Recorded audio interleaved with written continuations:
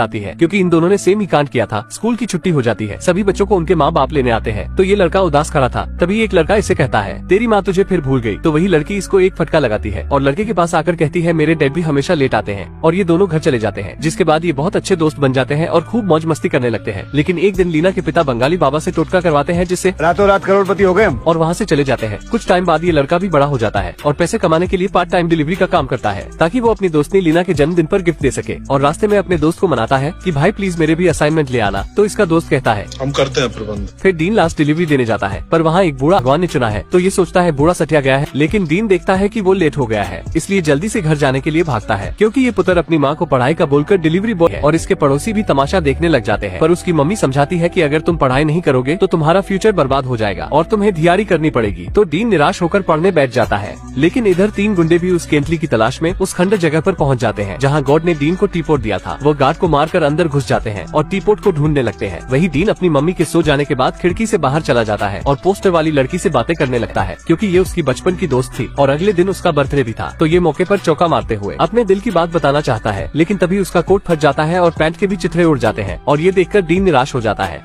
तो डीन वहाँ से भागता है और कहता है कि आई विश में फाइट करनी सीख जाता। तो एक गुंडा उसे पकड़कर नीचे गिरा देता है और दूसरा जैसे ही उस टीपोट को उठाने लगता है। इतने में डीन अच्छी तरह से फाइट करनी सीख जाता है और उन दोनों गुंडों को कपड़े की तरह धो देता है। लेकिन तीसरे टकले से जान बचाकर खुद घर भाग जाता है। फिर जब वो तीनों गुंडे अपने बॉस के पास जाकर उन्हें पूरी बात बताते हैं, तो इससे वो बहुत हैरान होते हैं। लेकिन इन गुंडों का बॉस और कोई नहीं बल्कि लीना के बापू ही थे। और अगली सुबह डीन की मम्मी उसे उठने को कहती है, लेकिन ये भूतनी का तो अभी भी सपने में था और उसकी मम्मी काम पर जाने के लिए तैयार होती है। पर मम्मी को पता नहीं चलता और डीन से कहती है, स्कूल जाना पढ़ाई करना नहीं तो मैं तुम्हारी हड्डियां तोड़ दूंगी। उसकी मम्मी काम पर चली जाती है। तो डीन घर के सारे खिड़की पर्दे दरवाजे बंद करके ड्रैगन को बुलाता है और उसे कहता है कि मुझे कुंग फू कैसे आता है और ड्रैगन को जल्दी से दूसरी विश मांगो, मैं तुम्हारी सपनों की रानी से बात करा सकता हूँ। तो डीन कहता है, इसके लिए मेरे पास फोन है। तो ड्रैगन डर जाता है और कहता है, ये कैसा काला जादू है। और डीन अपनी दूसरी विश मांगने के लिए तैयार हो जाता। ड्रैगन कहता है नहीं। तो डीन कहता है फिर बस से जाना पड़ेगा। और ड्रैगन रास्ते में मस्ती करते हुए आखिरकार बस स्टैंड पहुँच जाते हैं। तो ड्रैगन बस में भीड़ को देखकर बस से नीचे उतर जाता है और टैक्सी से जाता है। लेकिन रास्ते में एक बहुत ही बड़ा ट्रैफिक जाम लगा होता है, जिससे ड्रैगन ट्रैफिक में काफी परेशान हो जाता है और वो डीन को अपनी पीठ पर वैसे बना सकता हूँ। तो डीन उसे कहता है कि वो तो पहले से ही मेरी दोस्त है, मुझे तो बस पार्टी में जाना है। तो इससे ड्रैगन बहुत खुश होता है और डीन उससे विश मांगता है कि मुझे एक दिन के लिए प्रिंस बना दो, क्योंकि उसे मेरी गरीबी से कोई फर्क नहीं पड़ेगा, बस मैं उससे मिलना चाहता हूँ। तो ड्रैगन उसकी विश पूरी कर देता है और उसे महंगी गाड़ी और कपड़े दे देता है और ड्रैगन खुद उसका असिस्टेंट बन जाता है। फिर वो पार्टी में जाते हैं जहाँ ड्रैगन कर रहे